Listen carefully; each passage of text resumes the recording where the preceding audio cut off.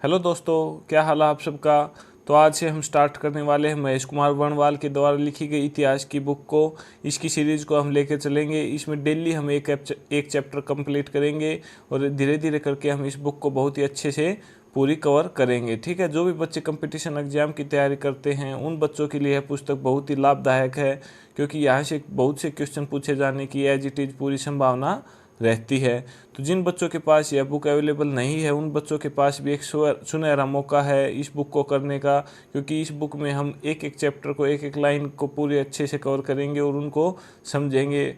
और जो बच्चे इस बुक को पढ़ चुके हैं उनके पास एक रिवीजन का बहुत ही अच्छा मौका है। इसको एक बार फिर से रिवाइज कर लेंगे ताकि कोई भी पॉइंट अगर किसी का क्लियर नहीं हुआ तो वो यहाँ पर आपका क्लियर हो जाएगा।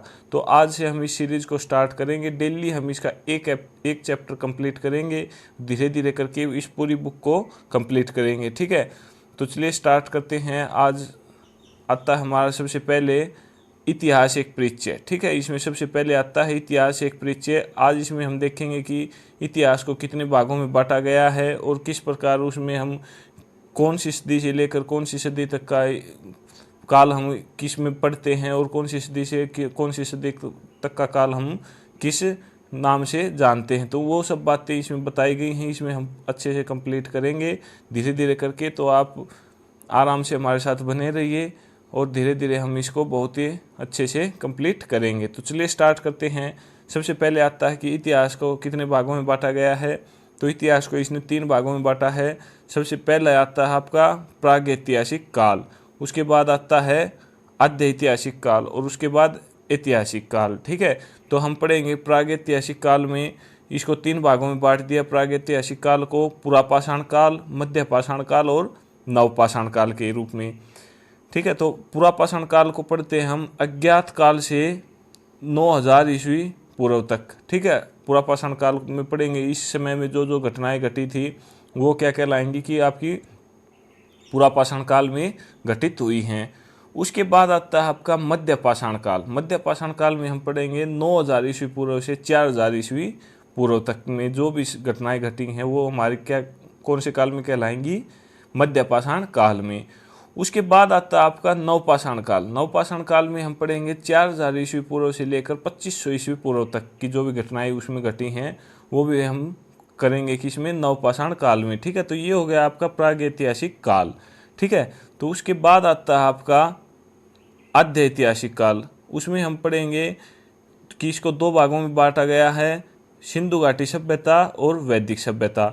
सिंधु घाटी सभ्यता का समय रहा है आपका 2500 ईस्वी पूर्व से लेकर 1500 ईस्वी पूर्व तक का।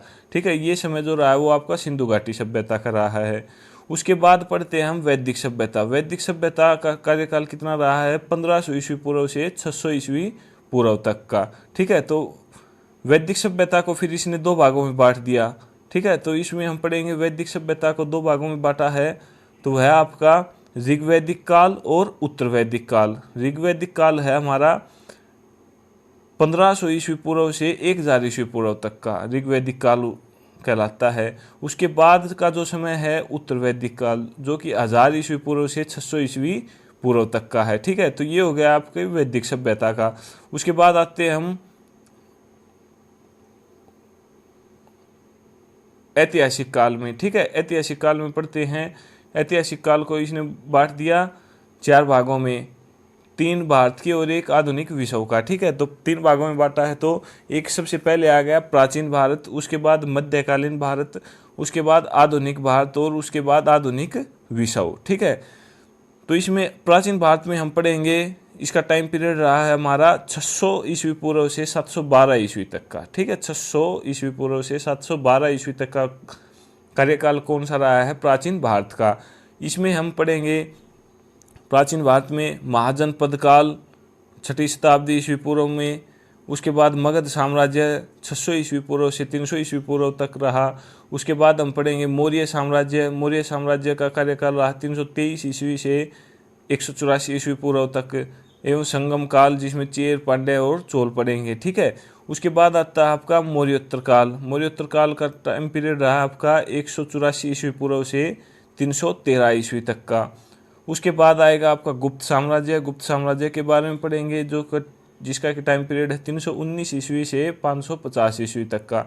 यहाँ पर हम खाली यही देख रहे हैं कि इसको इतिहास को किस प्रकार बांटा गया है, कौन सा काल में कौन सी बातें हम पढ़ते हैं, इसकी पूरी डिटेल हम जैसे जैसे चैप्टर आगे बढ़ते जाएंगे हम करते जाएंगे।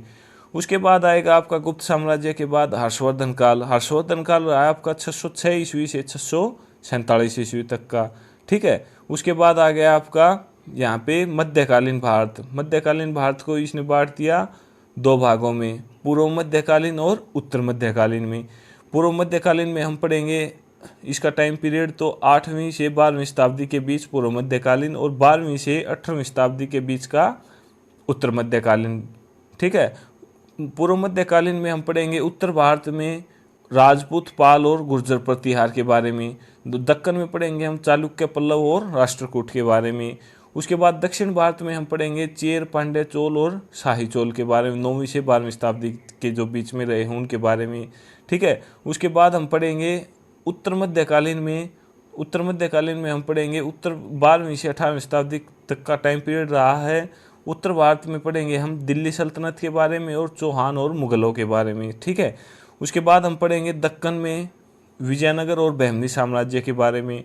उसके बाद दक्षिण भारत में हम पढ़ेंगे चेर, देवगिरी के यादव, वारंगल के काकतीय, द्वार समुद्र के होयसल, ठीक है। इन सब के बारे में हम उत्तर मध्यकालीन में पढ़ेंगे। उसके बाद आता है आपका आधुनिक भारत। उसके बाद हम आधुनिक भारत के बारे में पढ़ेंगे। आधुनिक भारत में हम पढ़ेंगे यूरोपीय कंपनियों का आगमन, ठीक है। भारत में यूरोपीय कंपनियों का आगमन पढ़ेंगे। सबसे पहले पुर्तगाली आए 1498 में, उसके बाद डच आए 1602 में, उसके बाद अंग्रेज आए 1608 में, उसके बाद फ्रेंच आए 1664 में, ठीक है। इस प्रकार हम आगे बढ़ेंगे और पढ़ेंगे कि मुगल साम्राज्य का विघटन एवं उत्तराधिकारी राज्य, ठीक है। मुगल साम्राज्य का विघटन एवं उत्तराधिकारी राज्य, उसमें हम पढ़ेंगे बंगाल, अवध, हैदराबाद और कर्नाटक के बारे में, ठीक है। उसके बाद हम आगे बढ़ते हैं तो उसके बाद हम पढ़ेंगे अंग्रेजों की भारत विजय। अंग्रेजों ने भारत के ऊपर विजय प्राप्त की तो किस प्रकार उनके साथ युद्ध हुए उनके बारे में पढ़ेंगे। तो सबसे पहले पढ़ेंगे कर्नाटक का युद्ध जो कि 1744 से 63 के बीच हुआ। उसके बाद हम पढ़ेंगे बंगाल में प्लासी का और बक्सर का युद्ध पढ़ेंगे। प्लासी का युद्ध हुआ था आपका 1757 में और बक्सर का युद्ध हुआ 1764 में, और किस प्रकार उस पर किसकी विजय हुई उसके बारे में पूरी डिटेल जानेंगे। उसके बाद हम पढ़ेंगे मैसूर के बारे में 1799 ईस्वी में, और उसके बाद हम पढ़ेंगे मराठा संघ की समाप्ति जो कि 1817 से 1818 के बीच की कहानी है। उसके बाद हम पढ़ेंगे पंजाब का अधिग्रहण, ठीक है। पंजाब का अधिग्रहण 1849 में। तो अंग्रेजों की भारत पर विजय में हम ये टॉपिक कवर करेंगे। उसके बाद हम पढ़ेंगे दास्तां का बंधन। दास्तां का बंधन में हम पढ़ेंगे अंग्रेजों द्वारा विभिन्न सामाजिक, आर्थिक एवं राजनीतिक नीतियों द्वारा भारत का शोषण, और उसके बाद हम पढ़ेंगे प्रतिक्रिया 1857 ईस्वी का मुक्ति संग्राम। दास्तां का बंधन के बाद हम पढ़ेंगे राष्ट्रवादी जागरण के बारे में। राष्ट्रवादी जागरण में हम कवर करेंगे सामाजिक धार्मिक सुधार, राजनीतिक संस्थाओं की स्थापना और भारतीय राष्ट्रीय कांग्रेस जिसकी स्थापना हुई 1885 में। कांग्रेस की स्थापना के बारे में पढ़ेंगे। A.O. ह्यूम के द्वारा इसकी स्थापना की गई थी, क्या क्या इसमें कार्य किए गए, किस प्रकार इसका हमारे स्वतंत्रता संग्राम के आंदोलनों में हिस्सा रहा है, उन सब के बारे में पूरी डिटेल जानेंगे। उसके बाद हम पढ़ेंगे स्वतंत्रता संग्राम की गतिशीलता। उसमें हम कवर करेंगे कांग्रेस के नरम दल और गर्म दलों की ओर क्रांतिकारी आंदोलन और गांधी जी के आंदोलन के बारे में, ठीक है। गांधी जी को पूरा कवर करेंगे। गांधी जी का जन्म से लेकर उसकी मृत्यु तक के क्या क्या काम उसने किए वो सारे के सारे हम इसमें कवर करेंगे आपके। उसके बाद हम करेंगे स्वातंत्र्योत्तर भारत। स्वतंत्रता के बाद भारत को किन तात्कालिक समस्याओं का सामना करना पड़ा, उस समय जो भी समस्याएं भारत के सामने आई तो किस प्रकार उनका सामना किया और किस प्रकार उनसे भारत ने निपटारा पाया। उसके बाद हम आर्थिक प्रगति की ओर पढ़ेंगे, विदेश नीति और गुटनिरपेक्षता के बारे में पढ़ेंगे। तो ये था हमारा भारत का इतिहास, ठीक है। उसके बाद हम पढ़ेंगे आधुनिक विषयों के बारे में। इसी बुक में आधुनिक विषयों के बारे में जो जो चैप्टर दिए गए हैं उनको हम अच्छे से कवर करेंगे। तो आधुनिक विषयों में हम पढ़ेंगे 14वीं से 16वीं शताब्दी के बीच में पुनर्जागरण, आधुनिक विश्व इतिहास का प्रस्थान बिंदु, धर्म सुधार आंदोलन, ईसाई धर्म के मध्यकालीन स्वरूप की समाप्ति और भौगोलिक खोज अभियान के बारे में पढ़ेंगे, नवीन देशों व जलमार्गों की खोज।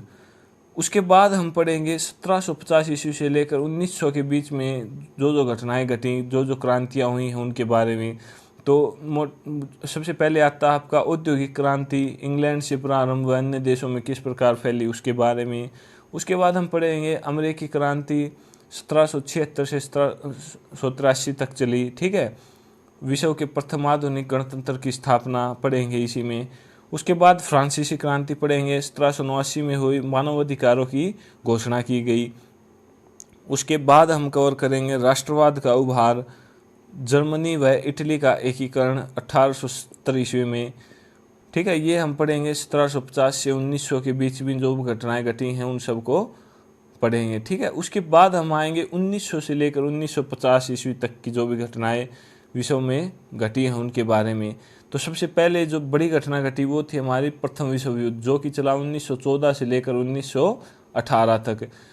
उसमें हम पढ़ेंगे पेरिस की संधियाँ 1919 में हुई। उसके बाद हम राष्ट्रसंघ की स्थापना पढ़ेंगे 1920 में, कैसे आगे चलकर संयुक्त राष्ट्र संघ का रूप धारण करती है, वो सब बातें हम इसमें कवर करेंगे। उसके बाद हम पढ़ेंगे रूसी क्रांति के बारे में, जो कि 1917 में हुई थी। विश्व में प्रथम साम्यवादी राज्य की स्थापना हुई, ठीक है। उसके बाद हम दो विश्व युद्धों के मध्य यूरोप की क्या स्थिति रही थी, उसमें क्या क्या बदलाव किए गए, किस प्रकार उसमें आंदोलन हुए, वो सब बातें हम इसमें कवर करेंगे। तो इसमें हम पढ़ेंगे वाइमर गणतंत्र एवं नाजीवाद का उदय जर्मनी में, और फांसीवाद का इटली में, स्पेन का गृह युद्ध, ठीक है। उसके बाद हम पढ़ेंगे द्वितीय विश्व युद्ध, जो कि चला 1939 से लेकर 1945 तक। संपूर्ण युद्ध को पढ़ेंगे। इतिहास का सर्वाधिक भयावह युद्ध पढ़ेंगे और शांति स्थापना का नवीन प्रयास पढ़ेंगे, ठीक है। तो ये सब था आपका आज का इतिहास एक परिचय। इसमें हमने देखा कि किस प्रकार इतिहास को बांटा गया और कैसे हम इसको कवर करेंगे। नेक्स्ट वीडियो में हम इसका फर्स्ट चैप्टर लेकर आएंगे, उसे हम पूरे अच्छे से कवर करेंगे, ठीक है। बच्चे जो भी कंपटीशन की तैयारी करते हैं वो इस वीडियो को ज़रूर देखें और शुरू से लेकर आखिरी तक इस सीरीज़ में हमारे साथ बने रहें, ताकि आपको कोई भी चैप्टर, कोई भी डाउट इसमें न रह जाए, ठीक है। तो ऐसे ही हम धीरे धीरे करके इसकी पूरी सीरीज़ लेकर चलेंगे, सारे के सारे चैप्टर करेंगे, ठीक है। तो चलिए मिलते हैं नेक्स्ट वीडियो में, तब तक के लिए धन्यवाद। जय हिंद।